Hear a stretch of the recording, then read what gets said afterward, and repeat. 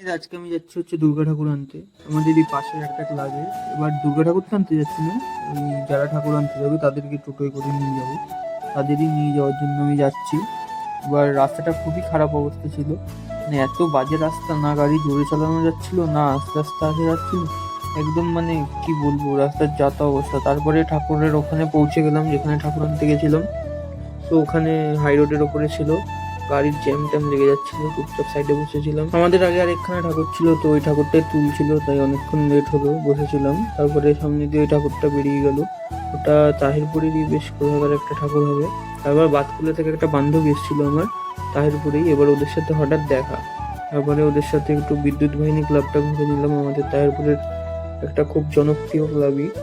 এটা বেশ ভালোই করেছিল, প্যান্ডেলটা 4 ধাম করেছিল, আর লাইটিং গুলো বেশ ভালো করেছিল। দিনের বেলায় গেছিলাম, লাইটিং দেখা হয়নি। আর এর ভেতরে ঠাকুরটাও খুব ভালোই সুন্দর করেছিল, আর লোকজনের ভিড় তো। আর আমাদের ঠাকুর এদিকে ঘুরে এসে দেখছি ভ্যানে তুলছে, তো ঠাকুর তুলে রেডি হচ্ছে সবাই বাড়ির দিকে যাওয়ার জন্য। তো এই যে এটা হচ্ছে দুর্গা ঠাকুর, আর এগুলো হচ্ছে লক্ষ্মী, কার্তিক, গণেশ, সরস্বতী সবাই। তো ঠাকুর তোলা হয়ে গেছে, এবার আমরা যাবো বাড়ির দিকে।